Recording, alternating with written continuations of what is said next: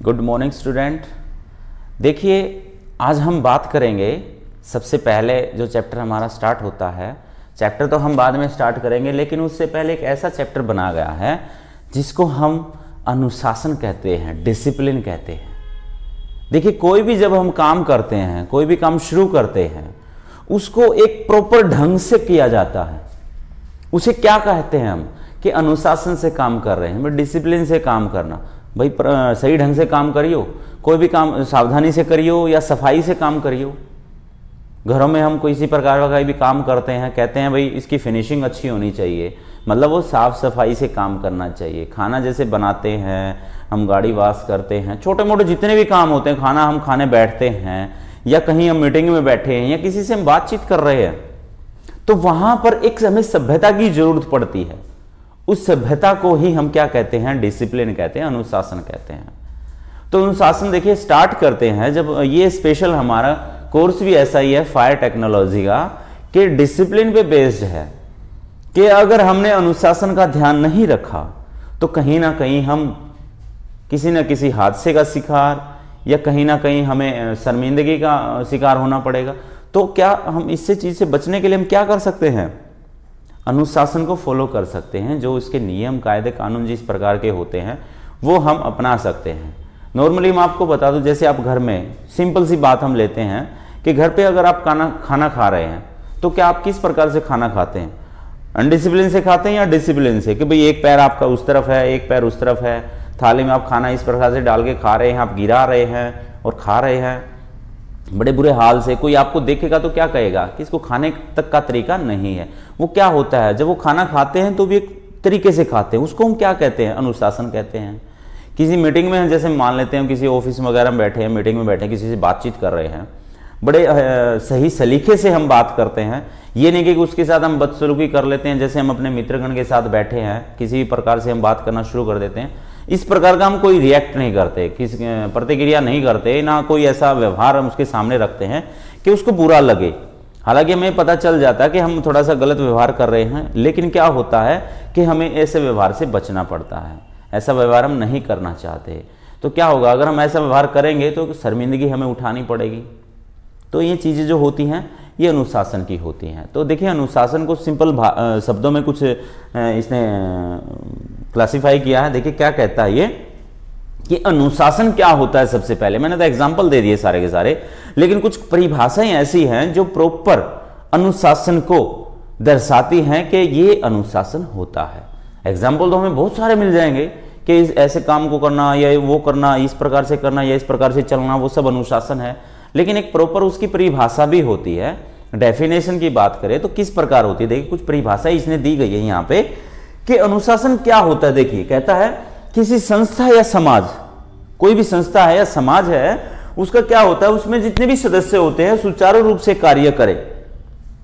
कार्य करने के लिए उस संस्था या समाज ने जो नियम बना रखे हैं उसके अनुकूल जो वो काम करेंगे तो वो क्या कहलाता है, वो अनुशासन कहलाता है। मान लीजिए कोई ऑफिस है, उसमें 10, 15, 20 एम्प्लॉय काम करते हैं और एक एमडी है, उसका मैनेजर मालिक है, उसने कानून बना दिए, नियम बना दिए कि आपको ऑफिस में 9 बजे पहुंचना है। 9 बजे पहुंच करके क्या करना है, अपने अपने टेबल पर बैठना है और अपना काम स्टार्ट करना है। तो ये उसका नियम बना दिया। 5 बजे आपका ऑफ होगा, बीच में आपका 1 से 2 बजे तक लंच होगा, ये नियम बना रखे हैं। वो क्या करते हैं, समाज के जितने भी सदस्य हैं, उस संस्था के जितने भी सदस्य हैं, वो सारे के सारे उन नियमों को फॉलो करेंगे। अब ऐसा तो है नहीं कि 9 बजे ऑफिस खुलता है, आप पहुंचे 10 बजे या आप पहुंच जाए 8 बजे, 1 बजे आपका लंच स्टार्ट होता है, ये थोड़ी कि आप 12 बजे लंच स्टार्ट कर देंगे या भाई 2 बजे आप स्टार्ट करते हैं। जो नियम बना रखे हैं उसके अनुसार जब हम काम करते हैं तो उसको क्या कहते हैं, हम डिसिप्लिन, अनुशासन कहते हैं।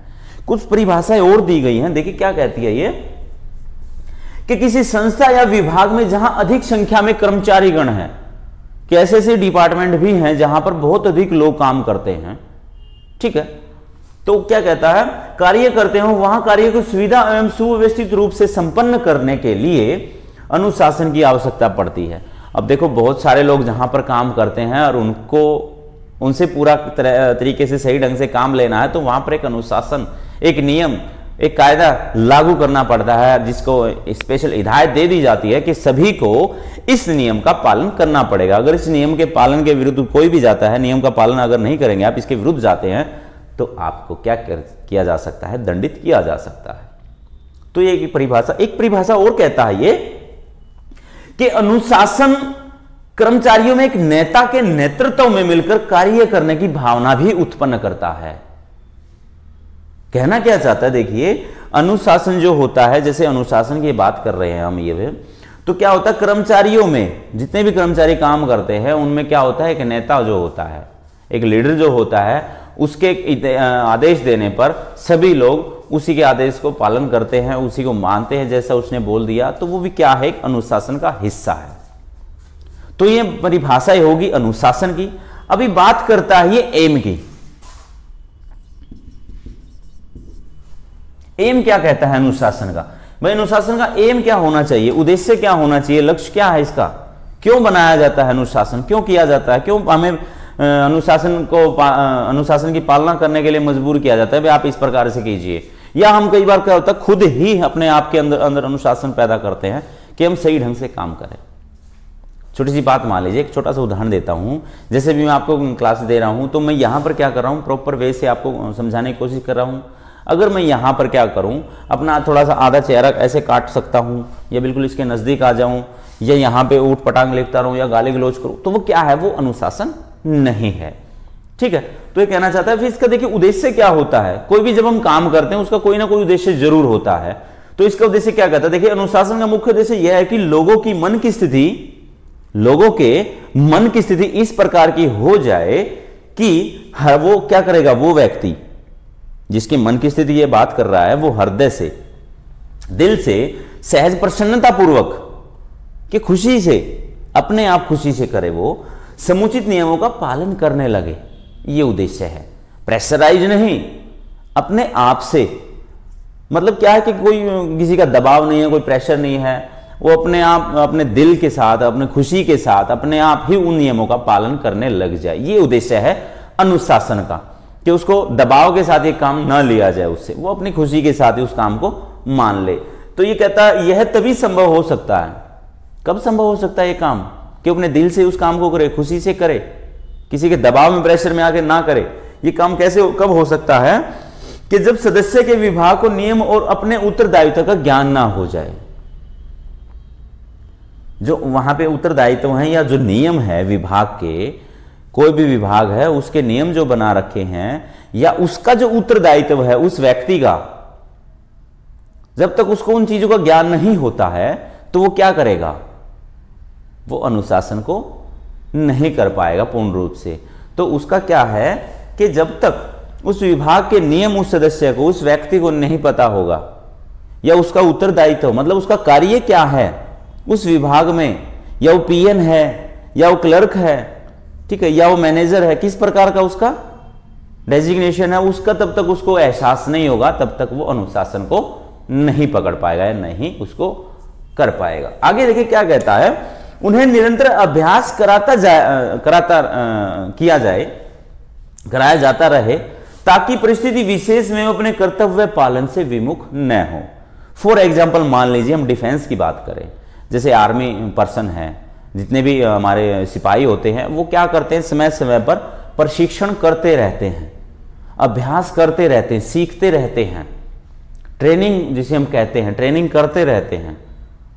उस्ताद जी जो होते हैं वो उनकी ट्रेनिंग करवाते रहते हैं कि कभी शूटिंग इस प्रकार से करनी है, या गोले को इस प्रकार से दागना है, या भाई कितने प्रकार के बहुत सारे हथियार होते हैं, उनको समय समय पर चलाना उनको सिखाया जाता है, कि ताकि उनकी प्रैक्टिस बनी रहे।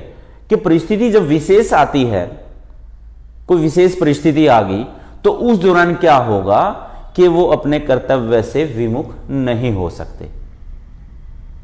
फॉर एग्जाम्पल मान लीजिए कि वो बंदे उन लोगों ने प्रैक्टिस नहीं किया है, एक बार स्टार्टिंग में जो ट्रेनिंग हुई, उसके हो सकता है कि 10 साल के बाद उनको जरूरत पड़ जाए, एक ऐसी परिस्थिति आ जाए विशेष, जैसे अभी पीछे जो 26/11 जो ताज की होटल की हम बात करें बॉम्बे में, उस प्रकार ऐसी सिचुएशन आ गई, और वो क्या होता है उस दौरान वो प्रशिक्षित नहीं है, सिर्फ एक बार ही ट्रेनिंग उन्होंने ली है, तो वो क्या करेंगे, वहां पर वो अपने आप को पूर्ण रूप से नहीं निभा पाएंगे। इसलिए उस चीज की अभ्यास उनको कराता रहना चाहिए। ये इसका उद्देश्य है, किसका? अनुशासन का। ये इसका लक्ष्य है कि ये ऐसा करने से हम क्या कर सकते हैं, ऐसा कर सकते हैं। अब देखिए, हम अपनी क्लास से जुड़ी बातें करते हैं कि जो अनुशासन होता है उसको पैदा कैसे किया जा सकता है। अब पैदा भी हम इस चीज को कर सकते हैं कि किसी प्रेशर की जरूरत नहीं है, इसको हम पैदा कर सकते हैं। कैसे करेंगे? देखिए, अनुशासन उत्पन्न करने का पहला कदम जो वो क्या है?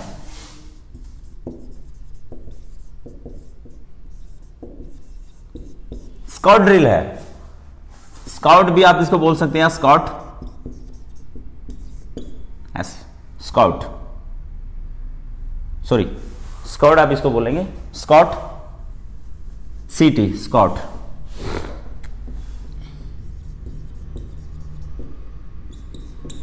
स्काउट आप इसको बोल सकते हैं, स्काउट, ठीक है। स्काउट क्या होता है? देखिए, स्काउट ड्रिल सुना होगा, परेड वगैरह करना। देखिए क्या कहता है, इसके द्वारा जवानों में एक व्यक्ति की आवाज पर कार्य करने तथा बिना किसी तरह के आज्ञा पालन करने की भावना उत्पन्न होती है।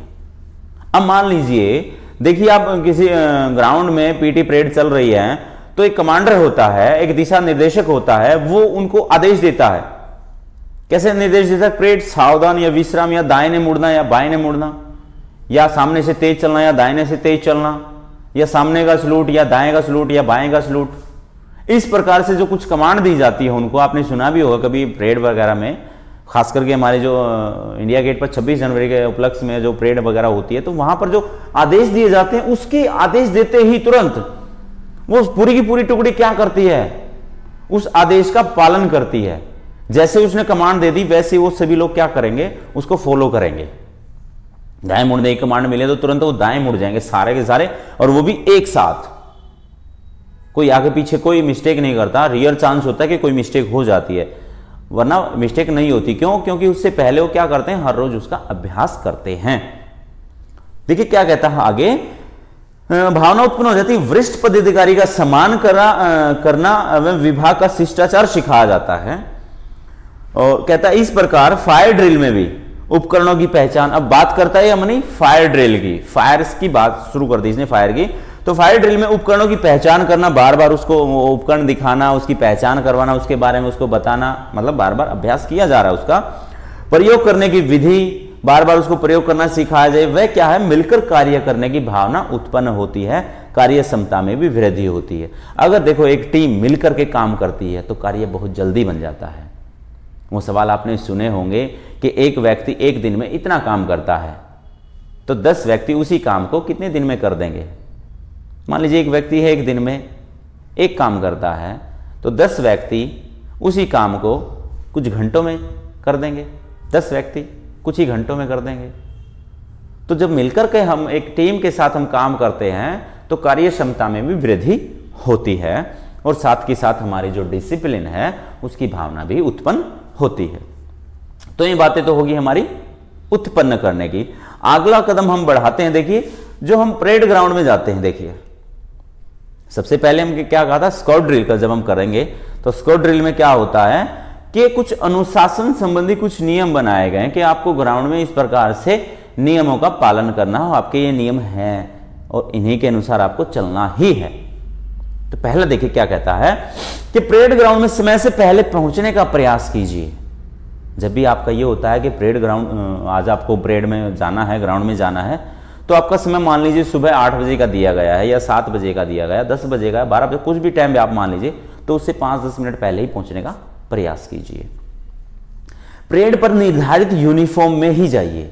मान लीजिए आपकी कोई यूनिफॉर्म निर्धारित की गई है, ड्रेस वर्दी कोई निर्धारित की गई है, तो आप वो पहन करके प्रॉपर जाएंगे। ये नहीं है कि कहीं आपने बेल्ट गुम कर दी, या आपके पास लाइन यार्ड नहीं है, कैप आपकी गुम है, कैप के ऊपर टैग नहीं है, ठीक है, आपने जूते पॉलिश नहीं किए हैं, इस प्रकार की कुछ बातें। आगे देखिए क्या कहता है, यूनिफॉर्म में यूनिफॉर्म आपकी साफ सुथरी होनी चाहिए। सही बात है बिल्कुल। और कहता है कि सही फिटिंग कराकर ही पहननी चाहिए। लूज कपड़े, लूज ड्रेस वगैरह आपकी नहीं हो चाहिए, प्रॉपर बिल्कुल फिटिंग वाली आपकी वर्दी होनी चाहिए। आगे कहता है यूनिफॉर्म में बटनों की कमी नहीं हो चाहिए कि कोई बटन टूटा पड़ा हो आपका, आप खुले छाती लेकर के आप सामने जा रहे हैं, ऐसा भी आपको नहीं करना है। और फटी पुराने भी नहीं होनी चाहिए, कहीं से फटी हुई है वो ऐसी वर्दी आपकी नहीं होनी चाहिए। आगे कहते हैं यूनिफॉर्म में पीतल व चमड़े के जो भाग होते हैं वो पॉलिश के द्वारा चमकते रहने चाहिए आपके। ये परेड ग्राउंड से संबंधित कुछ नियम है कि आपको ये करने ही करने हैं। अगर आप करेंगे तो देखिए क्या होगा, आगे हम बताएंगे।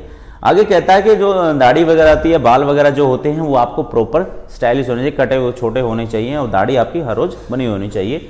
आगे कहता है कपड़ा, रुमाल या कोई मफलर वगैरह वो वर्दी के ऊपर नहीं होना चाहिए।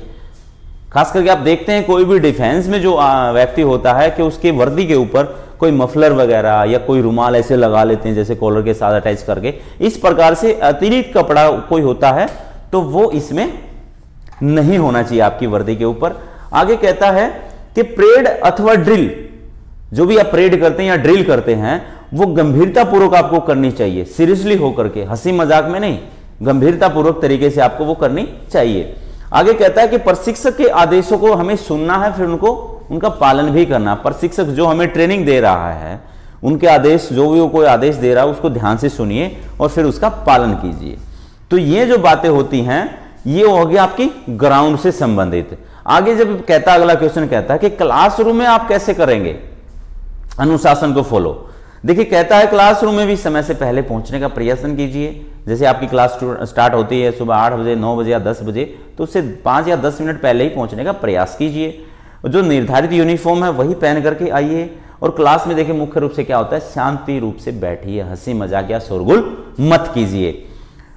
और कहता है कि जब प्रशिक्षक या अधिकारी क्लासरूम में आता है तो उसके प्रति आदर प्रकट करने के लिए हमें खड़े होना चाहिए और जब तक वो आदेश ना दे हमें बैठना नहीं चाहिए। और जब हम क्लासरूम से बाहर जाते हैं तो प्रशिक्षक से पूछ करके ही जाना चाहिए। ये जो छोटी क्लासों में आपने बहुत किया होगा, वही नियम क्या होता है, अनुशासन के होते हैं और वही आपके यहां भी रहेंगे।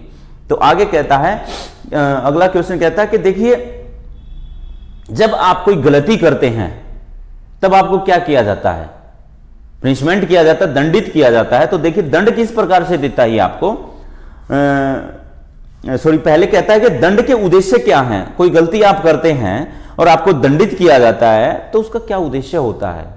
मैंने पहले कहा था आपको, जब हम कोई भी काम करते हैं उसका कोई ना कोई उद्देश्य जरूर होता है। देखिए पहले कहता है उद्देश्य क्या है, पनिशमेंट के एम क्या है, क्या लक्ष्य है। अनुशासन भंग करने के परिणाम से जवान को परिचित करवाना, कि भाई जवान को परिचित क्या करवाना कि आपने अनुशासन को तोड़ा है। दूसरा कहता है, आगे कहता है उससे ज्ञात कराना कि नियम विरुद्ध आचरण करने का फल बुरा ही होता है। कि अगर देखो हम कोई गलत काम करेंगे या हमने हमारे जो नियम कायदे कानून जो बना रखे हैं अगर हम उनको तोड़ेंगे तो उनका जो हर्जाना हमें भुगतना ही पड़ेगा, कहना यह चाहता है। देखिए अगला कहता है कि दंड का दूसरा उद्देश्य यह भी है कि जवान पुनः अनुशासन भंग न करे। एक जवान ने गलती कर दी, उसको दंडित कर दिया, इसलिए कर दिया ताकि वो उस गलती को दोबारा ना दोहराए। तीसरा कहता है कि जब हम उस जवान को दंडित कर रहे हैं तो बाकी जो बचे दूसरे जो जवान हैं वो भी सचेत हो जाएं कि उसने वो गलती कर दी, उसको दंडित किया गया है, कि हम कोई गलती ना कर दें कि हमें भी दंड भुगतना ना पड़ जाए, इसलिए वो भी सचेत हो जाते हैं। ये उद्देश्य होता है दंड का। अब दंड के कुछ भाग दे दिए इसने कि किस किस प्रकार के हम दंड दे सकते हैं या पनिशमेंट आपको दी जा सकती है। देखिए कैसे होती है, सिंपल सी, कुछ आसान सी है, कुछ थोड़ी सी कठिन सी आ जाती है। सबसे पहले तो क्या आता है, समझाना आ जाता है, डांटना आ जाता है, पनिशमेंट ड्रिल होती है, फिर फटिक ड्यूटी हो जाती है आपकी, या एक्स्ट्रा ड्यूटी लगा दी, या घास वगैरह काटने के लिए आपको लगा दिया गया, चरित्र पंजिका में आपका नाम कटवा दिया गया, ठीक है। या आगे जब हम जैसे कहीं जॉब करते हैं तो उधर आ जाते हैं दंड के, वेतन वृद्धि का स्थगन कर दिया गया।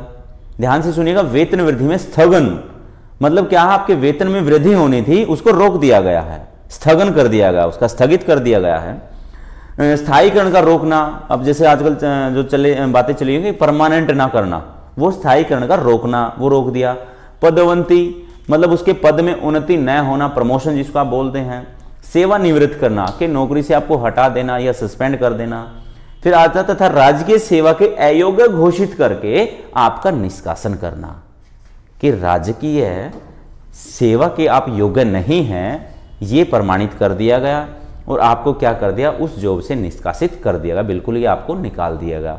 ये इस प्रकार के दंड होते हैं। कुछ क्लास से स्टार्ट हो जाते हैं, फिर हमारे परेड ग्राउंड के, फिर आप नौकरी करते हैं, उस प्रकार से दंड होते हैं हर जगह।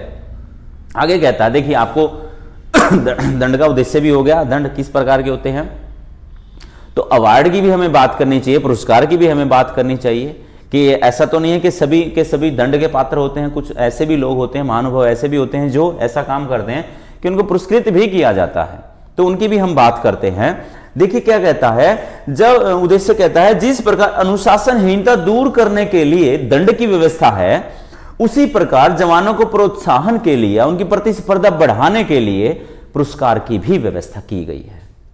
वो किस प्रकार से, देखिए क्या कहता है कि पुरस्कार द्वारा जवान में सम्मान की भावना जागती है। अगर हम किसी को सम्मानित करते हैं, मान लीजिए एक व्यक्ति किसी दूसरे व्यक्ति को सम्मानित करता है, तो वो सम्मान, वो पुरस्कार पाने वाला व्यक्ति और देने वाले का अधिक सम्मान करना शुरू कर देता है कि उसने मेरे को पुरस्कार दिया गया है, गिफ्ट दिया है मेरे को, वो उसकी सम्मान करना शुरू कर देगा और अधिक, और वह अच्छे काम की ओर भी आकर्षित होता है। वो सोचता है कि मैं और अच्छा काम करूं ताकि मुझे और इनाम मिले। वो सोचेगा मुझे ये इनाम मिलेगा, मैं थोड़ा सा और अच्छा काम करूं, हो सकता है कि मुझे और बड़ा इनाम मिले। तो ये होता है। पुरस्कृत जवान अपने उच्च अधिकारियों को प्रसन्न करने के लिए अपना और सुधार करता है और अच्छे कार्यों में संपादन रहता है या संलग्न रहता है, लगा रहता है, और इससे क्या होता है, विभाग का अनुशासन भी ठीक तरह से बना रहता है। आगे देखिए कुछ पॉइंट और कहता है ये कि पुरस्कृत जवान को देखकर अन्य जवान भी अपने आप को श्रेष्ठ दिखाने की कोशिश करते हैं या अपना जो काम है उसको अधिक से अधिक अच्छा करने की कोशिश करते हैं। हर किसी के मन में यह भावना पैदा होती है कि भाई उस हमारे साथी को इनाम मिल गया, पुरस्कृत उसको कर दिया गया, कि हम ऐसा काम क्यों ना करें, हम भी ऐसा काम करें ताकि हमें भी ऐसा इनाम मिले या इससे भी अच्छा इनाम मिले। हर किसी के मन में यह भावना पैदा होती है। देखिए क्या कहता है, पुरस्कार द्वारा उन व्यक्तियों की तुलना में अपने श्रेष्ठता अनुभव करने के कारण जवानों में प्रतिस्पर्धा की भावना भी जागती है कि वो एक दूसरे से प्रेरित होते हैं और ऐसी भावना जागती है कि हम भी ऐसा काम करें। ये तो उद्देश्य हो गए। अब देखिए लास्ट पॉइंट की हम बात करेंगे, अनुशासन का जो बिल्कुल लास्ट पॉइंट आ जाता है कि भाई पुरस्कार किस किस प्रकार के आपके हो सकते हैं। देखिए क्या कहता है, प्रशंसा करना, तारीफ कर देना, या जवान को प्रोत्साहन देने की दृष्टि से सम्मानित करना, जैसे कैसे प्लाटून या लीडर, क्लास का लीडर बना दिया है या खेल का कैप्टन बना दिया गया। दूसरा कहता है कि चरित्र पंजिका में प्रशंसनीय कार्य का प्रविष्टि अंकित करवाना, कि उसके नाम के साथ इसने ये काम किया है और उसका ये नाम है, वो अंकित करना। उसके बाद कहता है कि धन द्वारा पुरस्कृत करना, कि धन उसको प्रदान करना, सम्मान पट पर उसका नाम लिखना, अंकित करवाना। उसके बाद कहता है पदोन्नति, कि उसके पद में उन्नति करना, प्रमोशन आप जिसे कहते हैं नॉर्मल भाषा में आजकल, प्रमोशन करना है, पद की उन्नति होना। लास्ट पर हम पॉइंट की बात करेंगे तो देखिए क्या कहता है कि एक पदक होता है जिसे हम कह देते हैं सम्मानित पदक हो जाता है, ठीक है। और खासकर जो फायर सर्विस की हम बात करें तो उसमें होता है अग्निशमन सेवा पद से उसको पुरस्कृत करना। तो ये इस प्रकार के हमारे क्या है, पुरस्कार के अलग अलग नाम होते हैं। इस प्रकार से जो अच्छा काम करता जो व्यक्ति या जो जवान, उसको पुरस्कृत किया जाता है। तो ये हमारी बातें होगी अनुशासन, अनुशासन का उद्देश्य, या उसको पैदा कैसे करें, या परेड ग्राउंड संबंधी नियम, या क्लासरूम से संबंधित नियम, या दंड का उद्देश्य क्या होता है, दंड किस प्रकार के होते हैं, या पुरस्कार का उद्देश्य क्या है देने का, या पुरस्कार किस प्रकार के होते हैं। तो ये सारी की सारी बातें क्या हैं, इतनी देर मैंने आपको समझाने की कोशिश की है ताकि फ्यूचर में आप जैसे क्लास लेते हैं या कहीं भी आप काम करते हैं तो वो काम आप सही ढंग से कर पाए, और किसको अंतर्गत रखते हुए, डिसिप्लिन को, अनुशासन को ध्यान में रखते हुए आप काम पूरा करें। Thank you.